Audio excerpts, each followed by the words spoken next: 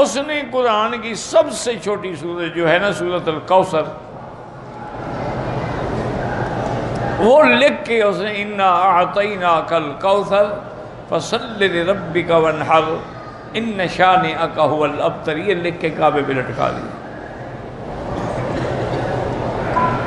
اب جو شاعر آئے ہیں، بڑے بڑے ادباء ہیں، دیکھیں کہیں یہ کس کا کلام، کیونکہ نیچے کوئی نام تو نہیں لکھا ہوا تھا نا، شعراء تو اپنا نام لکھتے تھے نا کہ یہ کلام فلاں کا ہے، یہ فلاں کا ہے، یہ فلاں کا ہے، اس کے نیچے تو کوئی نام نہیں تھا۔ وہ کھڑے ہیں حیران ہو رہے ہیں کہ کیا یہ کس کا کلام۔ آخر جب ان سے اس کا توڑ نہ بن سکا تو اس دور کا جو ان کا سب سے بڑا شاعر تھا ربیعہ، وہ استاد الشعراء تھا،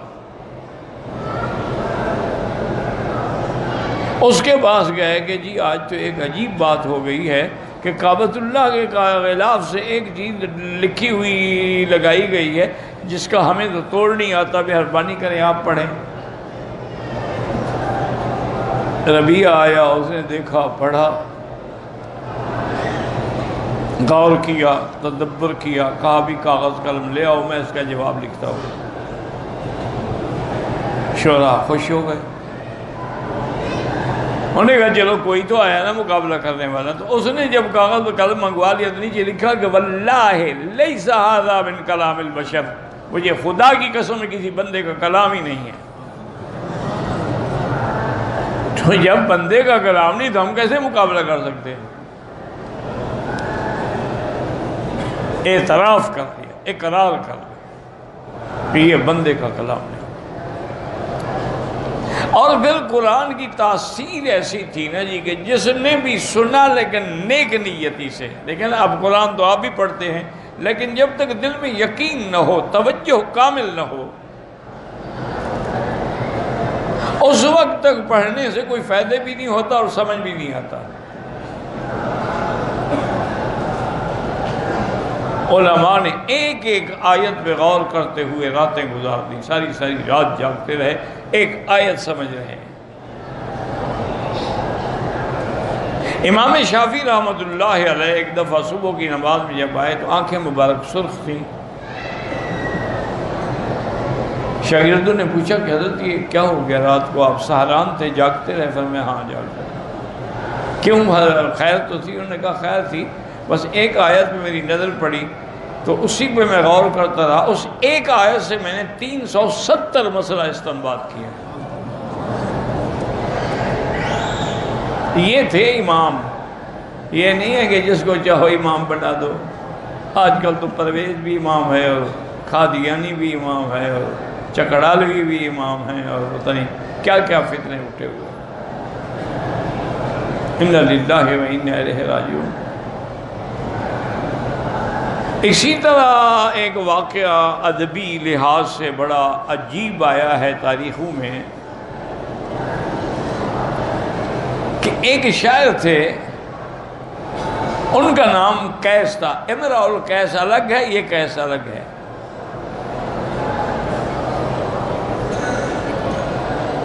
اس نے کوئی شعر کہا، بادشاہ کو شکوہ پہنچا کہ انہوں نے یہ شعر آپ کے خلاف کہا ہے۔ خوشامدی ہوتے ہیں نا جی، وہ پھر خوشامدیں کرتے رہتے ہیں، حکومت وقت کو جا کے درخواستیں دیتے ہیں اپنی روٹی حلال کرنے کے لیے کہ ہم آپ کے دیکھیں کیسے وفادار ہیں۔ بادشاہ کو یہ آپ کے خلاف لکھا ہے، بادشاہ اس کو بلا رہا جی میں نے آپ کے خلاف تو نہیں لکھا، لیکن شعر میں نے لکھا ہے۔ بس بادشاہ ہوتے ہیں، حکم دیا بھی جاؤ اس کو قتل کر دو، سزائے موت۔ وہ لے گئے، تو جب وہ اس کے جلاد اور سپاہی اس کو قتل کرنے کے لیے اس مقتل گاہ میں لے جا رہے تھے تو ہر دور کا یہ قاعدہ تھا، انہوں نے کہا بھی دیکھو بات سنو، تمہاری کوئی تمنا ہو، کوئی خواہش ہو، کوئی وصیت ہو تو وہ کر لو، ابھی 15 منٹ کے بعد تو تمہاری گردن اڑ جائے گی۔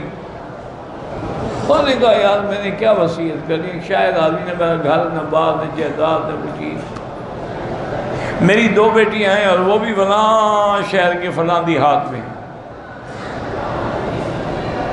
کیا میں نے وصیت کرنی ہے؟ انہوں نے کہا بھائی پھر بھی کچھ کہنا چاہتے ہو تو ہمارا وعدہ ہے کہ ہم تمہاری وصیت پوری کریں گے، مرنے والے کی وصیت پوری کی جاتی ہے۔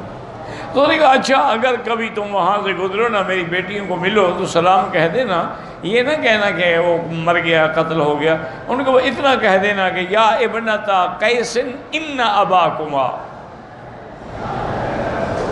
انہوں نے کہا اس کا دماغ خراب ہو گیا، پاگل ہو گیا، یہ کو پیغام ہے کہ اے قیس کی 2 بیٹیاں تمہارا باپ، تمہارا باپ کیا ہے؟ تمہارا باپ مر گیا، زندہ ہے، کیا ہو گیا؟ انہوں نے کہا بس یہی کہہ دیں، اگر جاؤ نہ جاؤ تو ضروری تو نہیں ہے، جب میں ہی مر گیا تو میں کیا کروں گا لڑکیوں کا؟ انہوں نے مار دی۔ کافی مدت کے بعد اتفاق سے وہی سپاہی جو تھے نا جی، اسی شہر میں گزرے جس کا قیس نے ذکر کیا تھا، وہاں پوچھا بھی یہاں قیس کا؟ انہوں نے کہا ہاں فلاں جگہ قیس کا گھر ہے، اس کی 2 بیٹیاں ہیں، وہ بیچاری اکیلی ہیں، کوئی ان کا ولی وارث نہیں ہے، بکریاں چراتی ہیں، ان کا دودھ بیچ کے گزارا کرتی ہیں۔ انہوں نے کہا یار آ تو گئے ہیں، ہم ان کی بیٹیوں کو یہ تو نہیں بتاتے کہ تمہارا باپ قتل ہو گیا ہے، چونکہ لڑکیاں ہیں روئیں گی، غم ہوگا، بس اس کا پیغام ہم دے دیتے ہیں۔ وہ آئے، انہوں نے کہا کہ آپ کا باپ ہمیں ملا تھا فلاں شہر میں، اور اس نے ایک پیغام دیا تھا آپ کے نام۔ انہوں نے کہا کیا کہا؟ انہوں نے کہا کہ یا ابنتا قیس ان اباکما۔ انہوں نے کہا اچھا تم ٹھہرو، ہم اس کا جواب آپ کو لکھ کے دیتی ہیں۔ وہ ایک لڑکی گھر میں گئی، چپکے سے تلوار لے کے آئی، ایک سپاہی کی گردن پہ ماری، گردن اڑ گئی، دوسرا بھاگ گیا۔ جو بھاگ گیا وہ پھر سیدھا بادشاہ کے پاس کہا جناب ہمیں تو اسی قیس کی لڑکیوں نے مارا ہے۔ ان کو پکڑو، پیش کرو۔ جب لڑکیاں پیش ہوئی، انہوں نے کہا ہمارے سپاہی کو مارا؟ انہوں نے کہا ہاں جی بالکل مارا ہے۔ کیوں مارا؟ انہوں نے کہا بادشاہ سلامت، انہوں نے ہمیں باپ کا پیغام دیا تھا کہ یا ابنتا قیس ان اباکما، تو ہم سمجھ گئے کہ اس کا معنی یہ ہے کہ قد قتل وقد